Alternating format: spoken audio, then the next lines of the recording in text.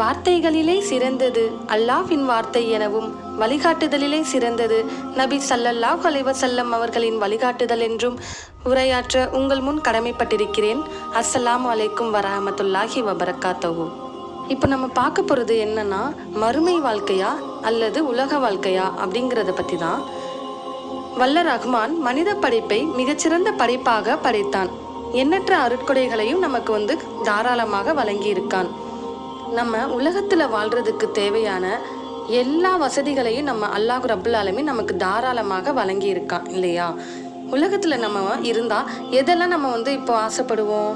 உலகத்தில் பெரிய தங்கம் அப்புறம் வெள்ளி இவை எல்லாத்தையும் நம்ம ஆசைப்படுவோம் இல்லையா?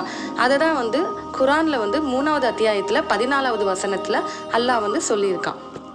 இது எல்லாமே எல்லாம் எப்படிப்பட்டதாக அமையுது அப்படின்னு பார்த்தோன்னா, எல்லாம் இந்த உலக வாழ்க்கையில் கவர்ச்சியாக்கப்பட்டதாக தான் அமையுது அப்படின்னு சொல்லி அல்லாஹ் தன் திருமறையில் சொல்லியிருக்கான்.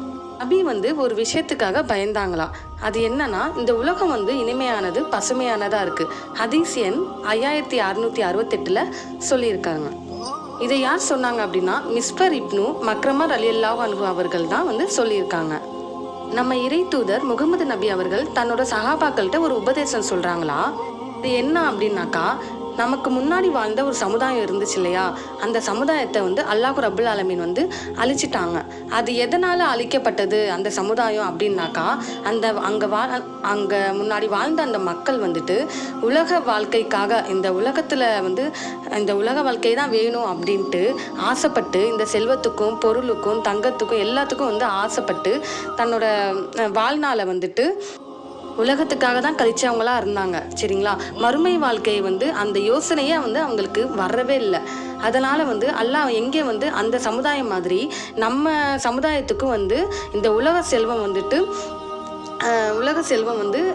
உங்களுக்கும் கொடுக்கப்பட்டுச்சுன்னா, இந்த மறுமை பற்றின சிந்தனை இது வேரோட அழிச்சிருமோ அப்படிங்கிற அந்த பயம்தான் எனக்கு இருக்குது அப்படின்னு சொல்லிட்டு தன்னோட சஹாபாக்கள்கிட்ட உரையாற்றுறாங்களாம். அப்படிப்பட்ட உலக வாழ்க்கையானது மறுமை சிந்தனையை மறக்கடித்து அவர்களை வழிகெடுத்தது போல உலக ஆசை உங்களையும் வழிகெடுக்க வேண்டாம் அப்படின்னு சொல்லிட்டு தன்னோட சஹாபாக்கள்கிட்ட உபதேசம் செய்கிறாங்க. நூல் முஸ்லீமில் பார்த்தோன்னா 5603 அபு ஹுரைரா ரலியல்லாஹு அன்ஹு அவர்கள் அறிவிக்கிறாங்க, அத்துன்யா சிஜினல் முஹ்மினீன் வ ஜன்னத்துல் காஃபிரீன்.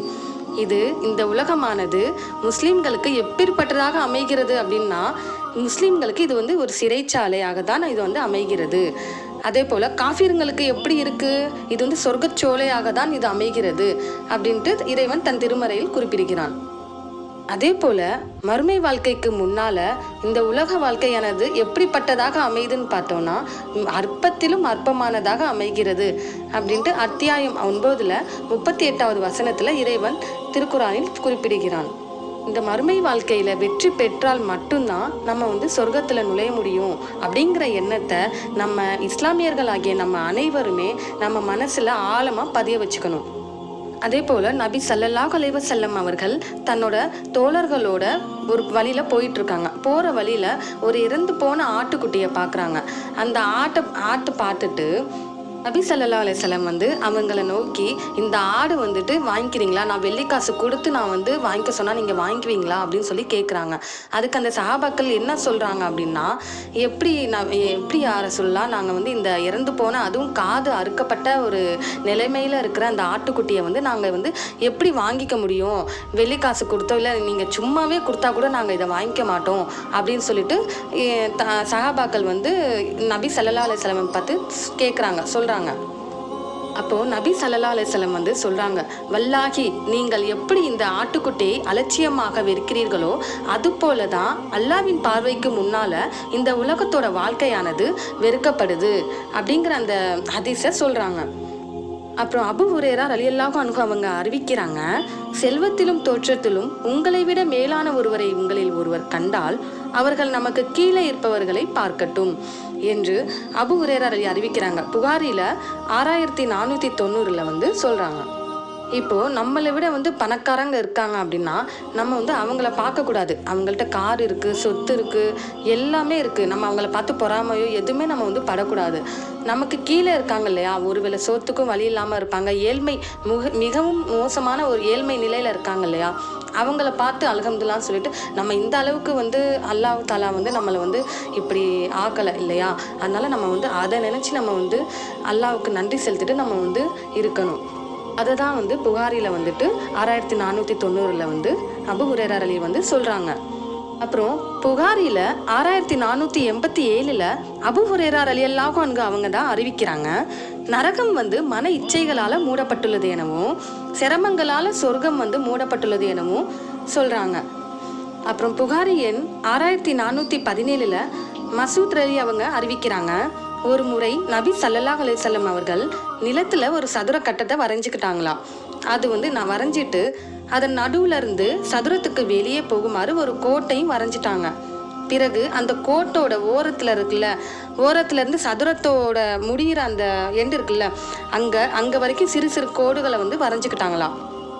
வரைஞ்சிட்டு சொல்கிறாங்களாம், அந்த சதுரம் தான் வந்து அந்த மனுஷனுடைய வாழ்நாள் அப்படின்ட்டு. அப்புறம் வெளியே போகிற அந்த கோடு இருக்குல்ல, அது வந்து அந்த மனுஷனுடைய எதிர்பார்ப்பு, ஆசைகள் அப்படின்னு சொல்கிறாங்களாம். அப்புறம் சின்ன கோடு இருக்கும்னு நான் சொன்னேன்ல, அது வந்து அந்த மனுஷனோட சோதனை அப்படின்ட்டு சொல்கிறாங்க நபி. இதில் என்ன சொல்ல வராங்க அப்படின்னா, அந்த மனுஷனுடைய ஒரு சோதனையிலேருந்து அவன் வந்து தப்பிச்சுக்கிட்டான், இன்னொரு சோதனை வந்துட்டு அவனை சூழ்ந்துக்கிட்டே தான் இருக்குமா. இதுலேருந்தும் அவன் வந்து தப்பிச்சுக்கிட்டாக்கா அவனோட இயற்கை மரணம் இருக்குல்ல, அவனை வந்து வந்தடைந்தே தீரும் அப்படிங்கிற அந்த ஹதீஸை சொல்கிறாங்க. இதை வந்து நபி ஸல்லல்லாஹு அலைஹி வஸல்லம் வந்துட்டு சஹாபாக்கள்கிட்ட உபதேசம் சொன்னாங்க. இது மாதிரி இதுலேருந்து நமக்கு என்ன தெரியுது அப்படின்னாக்கா, அந்த மனுஷனுடைய ஆசைகளும் எண்ணங்களும் இருக்குல்ல, அவனுடைய வாழ்நாளை தாண்டி நீடிச்சுக்கிட்டே தான் போகுமா. அதனால் இந்த சோதனைகள் எல்லாம் வந்துட்டு எதற்காக அல்லாஹ் வந்து தரான் அப்படின்னா, உங்களில் இந்த உலகத்தில் வாழ்கிற உங்களில் யார் வந்து சிறந்தவங்க அப்படின்ட்டு நான் பார்க்கணும், அப்படிங்கிறத நான் தெரிஞ்சுக்கணும் தான் நான் வந்து இந்த சோதனைகளை இந்த உலக வாழ்க்கையில் நான் தரேன் அப்படின்ட்டு அல்லாஹ் தன்னோட திருமறையில் சொல்கிறான். அதனால் நாம் ஒவ்வொருவரும் மரணம் வருவதற்கு முன்னாலேயே நல்ல செயல்களை செஞ்சும் நல்ல குணமுள்ளவராகவும் இருந்து இந்த உலகத்தில் வெற்றி பெற்றாதான் மறுமையில் வந்து சொர்க்கத்தை நோக்கி நம்ம செல்லக்கூடியவராக நம்ம இருப்போம். நாம் அனைவரும் மறுமையில் சொர்க்கத்தை நோக்கி செல்ல எல்லாம் வல்ல இறைவனிடம் பிரார்த்தித்தவளாக எனது உரையை முடிவு செய்கிறேன். அஸ்ஸலாமு அலைக்கும் வரஹமத்துல்லாஹி வபரகாத்துஹு. உங்களுக்கு நான் சொன்ன பயான் பிடிச்சிருந்துச்சு அப்படின்னா சப்ஸ்கிரைப் பண்ணுங்கள். இந்த புகாரிலேயோ இல்லை ஹதீஸ்லேயோ ஏதாவது சந்தேகம் இருந்தாலும் எனக்கு கமெண்டில் மென்ஷன் பண்ணுங்கள். வேறு எதை பற்றி பயான் பண்ணலாம் அப்படிங்கிறதையும் நீங்கள் வந்து கமெண்டில் சொல்லுங்கள். அஸ்ஸலாமு அலைக்கும் வரஹமத்துல்லாஹி வபரகாத்துஹு.